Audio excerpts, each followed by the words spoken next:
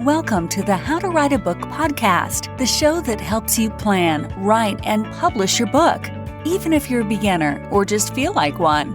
Now, for your host, she's written over a dozen books and helps others bring their books to life. Here she is, Massiel. Welcome back to the How to Write a Book podcast. Y'all, today is the beginning of horror. Yes, the scary genre. Oh gosh, y'all, I love horror. I really do. I grew up on scary stories. Yes, I mentioned romance a lot. I do.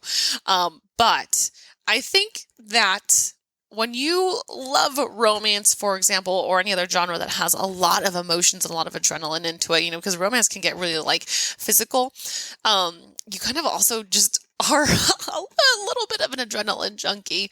You're like, you know what, horror also gives me that spike that's like, oh my gosh, what's going to happen next? I literally just bought another anthology. I tend to buy a collection of short stories or horror anthologies during October because I love it, and the reason is because I grew up on short scary stories, for example, scary stories to tell in the dark, Goosebumps, etc.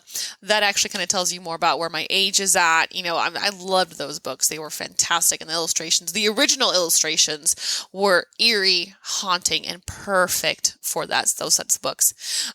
So I love the genre. I think it's fantastic if done well, which is, it's so funny that it's such a popular genre, both, written and also on TV and film, because most of the time I find it's such a difficult genre to nail down. It's kind of easy to set up, but to continue and really give it a punch at the end, it's difficult. It's an art form, but that doesn't mean that you can't do it. It means that you absolutely can. So welcome to episode 129.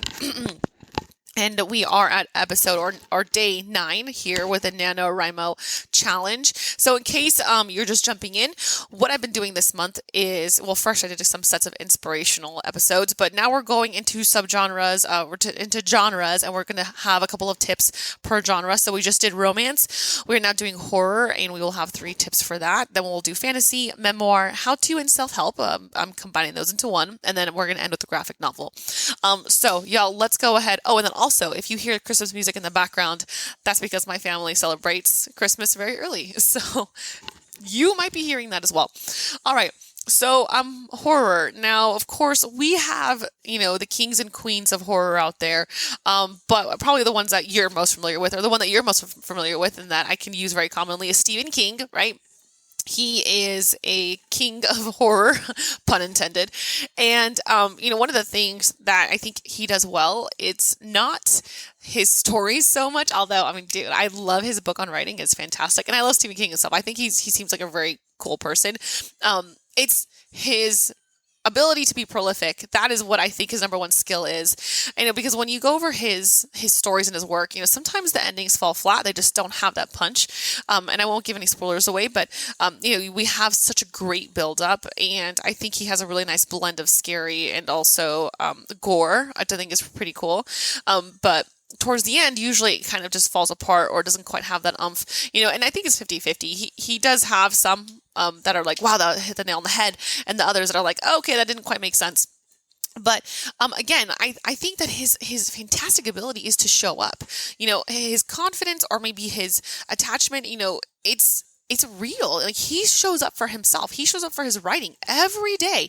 Every day he does his writing. And I think that is one of the biggest things that we can learn from him, is literally showing up to do your writing. But now going back to the actual genre itself and saying do the endings work? I want you to go in and research the people that you admire when it comes to horror. And notice the subtleties, because for example, gore, that is a different subgenre of horror. And then you have the ones that are more psychological, or the ones that are more noir. They have an old-timey feel. And actually, I would say that the subgenre name escapes me. I want to say it's campy or something like that.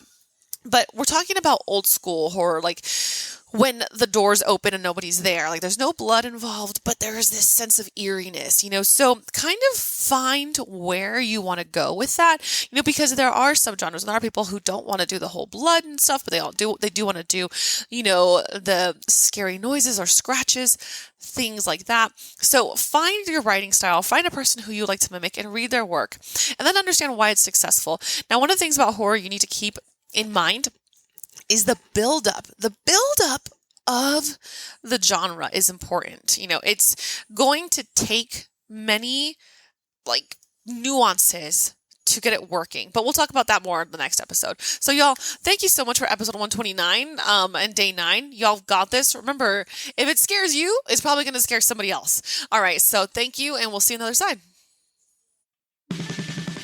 Hey there, writer. Thank you for listening to the How to Write a Book podcast with your host, Massiel Valenzuela. If you like the show, we'd be happy if you left a review. For more information on writing and the writer's life, go to www.themassiel.com. That's www.themassiel.com. We'll see you on the other side.